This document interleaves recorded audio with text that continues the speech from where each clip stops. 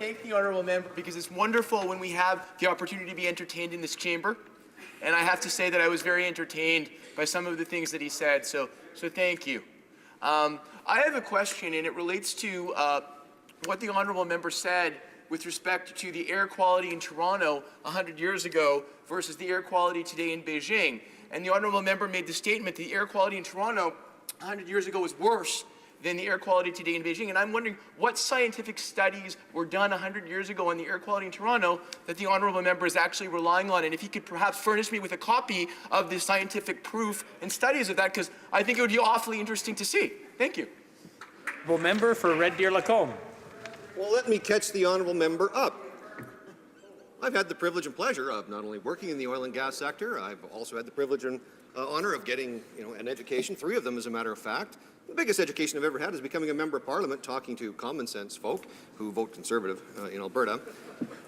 But if he wants to go back and take a look at the studies that have been done, because I just referred to one by a professor from Toronto came before the Natural Resources Committee, and all this information that I've presented here is right in the paper, coming right out of the committee report. The study was done in 2014 in the spring.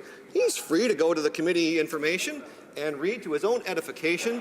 He might even become so enlightened that he'll jump ship and come over here with the common sense people in this house. Questions and comments? The honourable member for Cowichan, Malahat, Langford. Well, thank you, Mr. Speaker, and I certainly appreciate the speech my honourable colleague gave. We have strayed a bit from the text of the motion, and we've covered a few different areas. So I would like to comment on 2 of the items that he mentioned. First of all, he was going on and on about the health benefits of our oil infrastructure, and I certainly agree that the technological advances of the oil industry have certainly made some amazing things happen. But I would like him to comment also on the incredible cost that our society now is burdened with. In my riding of Cowichan, Malahat, Langford, we are now seeing record droughts during the summers. It's directly linked to climate change, which is directly linked to the burning of fossil fuels. That is a health effect to my community.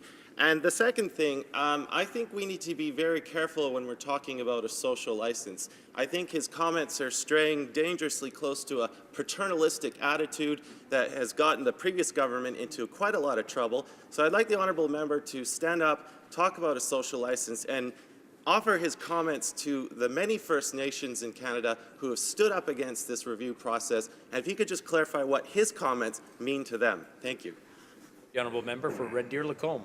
Here we go, fomenting more division across the country with comments and questions like this. It's really unfortunate that my honourable colleague would actually go down this path. Look, social license is simply about putting a political lens on it. That's just political correct jargon that people are using these days. And you want to use you want to use the word social license, go ahead, use the word social license.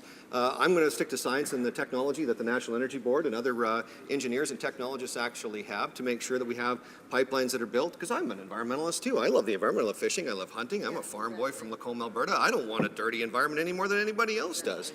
But I understand that the value of the energy sector and building a pipeline from Alberta to the east coast of Canada or to the west coast of Canada or to the Gulf of Mexico is good for Alberta, which is good for Canada. And if the honourable member ever wants to wants to doubt me, he can simply go back and look at the various financial documents that have been tabled in budgets in this House for years and years and years, and he'll see who the net contributors and who the net recipients are of this little program called equalization.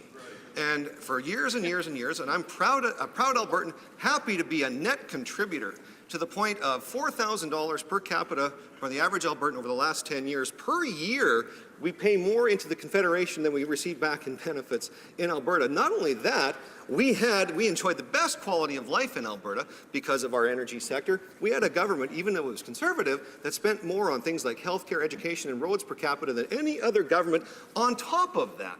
So I'm not going to apologize for the fact that Canada is blessed with abundant natural resources. Some of them are non-renewable. Let's use them. It improves the quality of our life.